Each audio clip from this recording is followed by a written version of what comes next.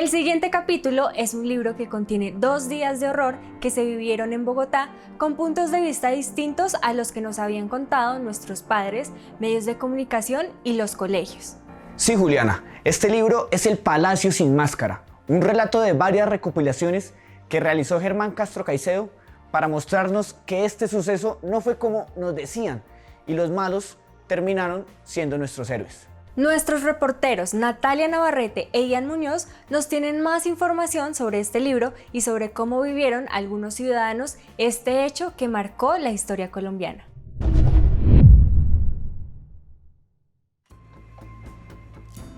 El libro El Palacio sin Máscara narra los días de pesadilla e inhumanos que vivieron en la capital de Colombia el 6 y 7 de noviembre con la toma del Palacio de Justicia. Este libro narra mediante transcripciones, de forma cronológica, los sucesos en esos días.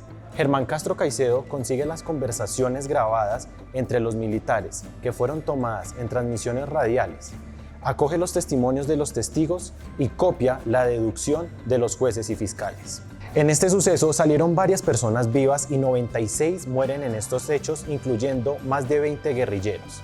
Según personas que sobrevivieron a estos horrorosos días, no solo mataron, sino también hubo torturas, vejados rematados con tiros de gracia y desaparecidos. Este libro se podría tomar como un ejemplo de testimonio y memoria, ya que fue un suceso el cual nos enseña cómo se pasan por encima de las personas sin ninguna compasión y ver cómo un Estado es tan flexible frente al riesgo de pérdida de la vida de los ciudadanos. Alrededor de este suceso hay algo mucho más importante que las tensiones diplomáticas que se crearon en aquella época, y es el tema de los desaparecidos. Pues, según las investigaciones que fueron realizadas por diferentes juzgados, el Consejo de Estado y también la Fiscalía General de la Nación, los desaparecidos del Palacio de Justicia a manos del Ejército son alrededor de 11 personas, que se dividían entre empleados de la cafetería, algunos visitantes ocasionales y una guerrillera del M-19. Fue impactante porque no entendía cómo un país como Colombia, que tenía un ejército, había permitido que un grupo, pues en esa época lo entendíamos como alzado en armas, como un grupo al margen de la ley, pudiera hacer semejante acto de estar ahí al lado de la Casa de Nariño, donde está la parte presidencial.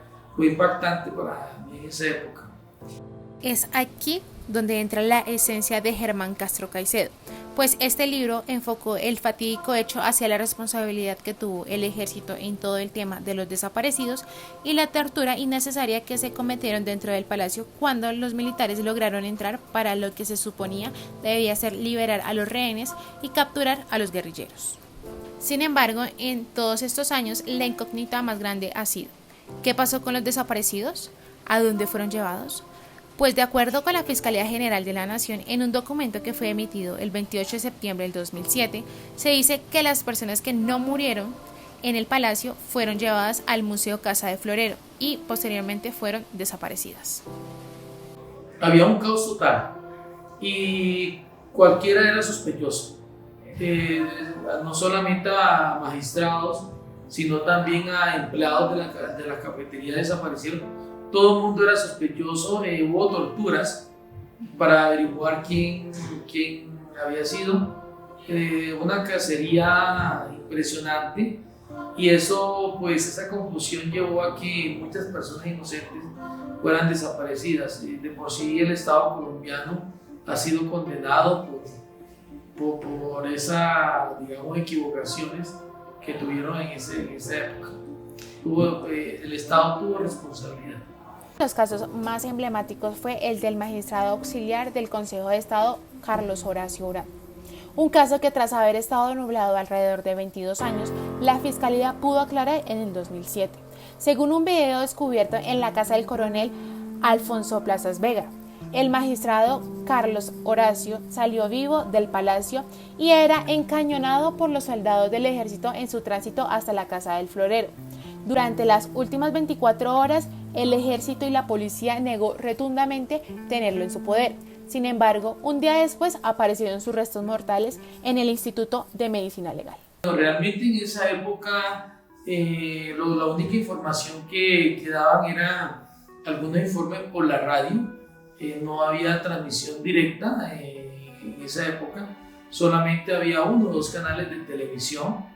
Los noticieros eran solamente a las 7 de la noche, teníamos que esperar el noticiero, pero la radio informaba que el ejército, me acuerdo, el ejército estaba retomando el orden, que todo estaba bien, que se estaba dando de baja a los guerrilleros, que el gobierno no iba a permitir que ese grupo se tomara el poder. Entonces los medios se enfocaban mucho, la verdad, atacando a la acción del grupo, pero jamás mencionaban cuál era la causa. Se vino a saber hace poco tiempo debido a las investigaciones que se han realizado, pero en esa época, la verdad, pues toda la culpa se le dio al grupo guerrillero, todos los desaparecidos.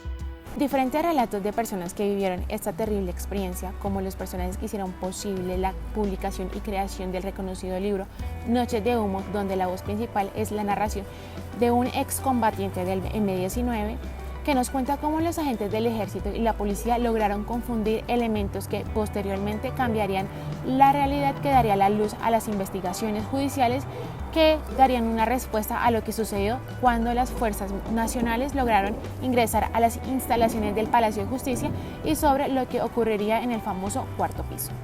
Es una de las pruebas que demostró Germán Castro Caicedo que el Estado encubrió un terrible holocausto, donde prevaleció el orgullo del ejército por derrotar a los guerrilleros y donde vieron como solución esconder los cuerpos de las víctimas de este encuentro, para así culpar al M-19 de todas las tragedias que se vivió, cuando la realidad es que fue el Ejército Nacional quien causó tanto dolor en muchas familias colombianas que perdieron a sus seres queridos en este hecho.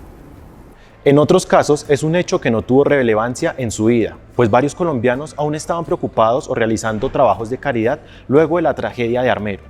Luz Estela Velázquez, habitante del municipio de Soacha, nos comenta cuáles son sus recuerdos frente a este hecho, y realmente no son muchos, pues mientras esto sucedía, ella con una amiga suya se dedicaron a colaborarle a muchos damnificados, haciendo campañas en sus casas, en donde recibían a estas personas mientras su situación económica y social mejoraba. Con esto, también nos podemos dar cuenta de que muchas personas no se enteraron de lo que sucedía y otras no le dieron mucha importancia debido a catástrofes o situaciones que ocurrieron días antes de este atentado por parte de la guerrilla universitaria M-19. La verdad es que la gobernabilidad era muy poca, los recursos que tenía el Estado para el ejército también eran muy pocos y no tenía el gobierno digamos como una especie de lo que tiene ahora. En el mismo ejército tiene un programa de investigación, un programa que puede prever ese tipo de acciones. Pienso que los recursos en esa época no eran tantos, además de la confianza del gobierno. Pienso que el gobierno de Belisario Betancur fue un gobierno que le faltó bastante autoridad. Gracias a Germán Castro Caicedo logramos escuchar otras voces, otras vistas, otras aristas que nos permiten entender un hecho histórico del cual solo se conocía un discurso, el que se transmitió por medio de las fuerzas militares del país, pero sin embargo era una verdad que poco convencía a la gente. El Palacio sin Máscara nos brindó diferentes narrativas en las que el malo de la historia se convierte en bueno, deja su papel de victimario y se convierte en víctima de los tentáculos desde una dirección política que cubre los crímenes que se cometen contra sus habitantes. Este libro es solo una prueba más de la magia que tiene el periodismo investigativo. Es impactante e importante la manera en que los ciudadanos vivieron este acontecimiento, que aunque a algunos no les afectó directamente en su núcleo familiar o en su núcleo social, sí logró generar dudas e inconformidades con las instituciones nacionales, que se vieron enmarcadas en esta situación. El Palacio sin Máscara es sin duda un claro ejemplo del poder que tiene la investigación periodística y la manera en la que una historia que se ha narrado miles de veces de la misma manera puede ser contada desde otro punto de vista. En este caso, de quienes siempre han cumplido el papel de antagonistas, pero que hoy se convierte en víctima de una mala información de los medios de comunicación.